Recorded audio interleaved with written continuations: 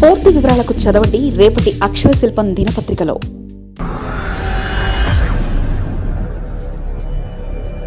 రాజకీయ శత్రువులు ఎక్కువగా జగన్ చేజేతులా చేసుకుంటున్నారే, ఆయన ఇకనైనా మారితేనే భవిష్యత్తు.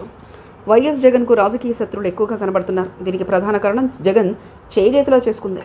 రాజకీయాలన్న తర్వాత ఎవరికి ఏది శాశ్వతం కాదు. అధికారం ఒక సొంతం కాదు.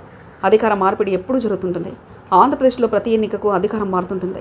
2014 నుంచి ఇప్పటివరకు జరిగిన 3 ఎన్నికల్లో ప్రభుత్వం మారుతూనే వస్తుంది. అయితే జగన్ ముఖ్యమంత్రి అయిన తర్వాత రాజకీయాలను పూర్తిగా మార్చేశారంటున్నారు.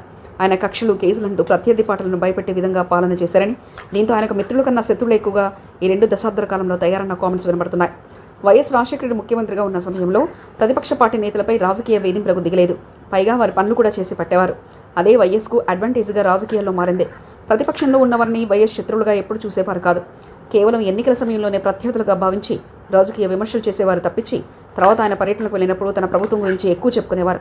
అంతే తప్పించి రాజకీయ ప్రతినిధులపై విమర్శలు చేసేవారు కాదు. కానీ జగన్ హయాం నుంచి ఆ పరిస్థితులు మారాయి. 2014 నుంచి 2019 వరకు కూడా చంద్రబాబు అదే విధానాన్ని పాటించారు. జగన్కు పెద్దగా రాజకీయంగా టార్గెట్ చేసేవారు కాదు. కానీ 2019 నుంచి జగన్ తన పాలనలో సంక్షేమంపై ఎంత ఫోకస్ పెట్టారో ప్రత్యర్థులపై అంతే వేధింపులకు దిగడం ప్రారంభించారు. కొన్ని సామాజిక వర్గాలను టార్గెట్ చేయడం కూడా జగన్ నుంచి ప్రారంభమైంది. గత ప్రభుత్వంలో జరిగిన లోపాలను, అవినీతిని ఎత్తి చూపడంలో తప్పలేదు. కానీ అదే సమయంలో తాను ఏపీకి శాశ్వత ముఖ్యమంత్రి అన్న గుడ్డి నమ్మకంతో జగన్ చంద్రబాబును కూడా ఆ వయసులో జైల్లో వేసి ఆనందం పొందడాన్ని ఏ వర్గం ప్రజలు హర్షించలేదు. అదే జగన్కు మైనస్ పాయింట్ అయింది. అందుకే గత ఎన్నికల్లో ప్రజలు 11 సీట్లకే పరిమితం చేశారు. ఇప్పటికైనా జగన్ రాజకీయ విమర్శల వరకు పరిమితమై కక్ష సాధింపు అనే పదాన్ని పక్కన పెడితేనే రాజకీయ భవిష్యత్తు ఉంటుందనేది మాత్రం వాస్తవం.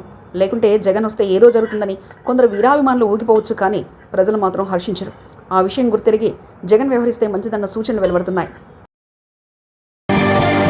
మరిన్ని కథనాల కోసం సబ్స్క్రైబ్ చేసుకోండి మీ అక్షర శిల్పం. పూర్తి వివరాలకు చదవండి రేపటి అక్షర శిల్పం దినపత్రికలో.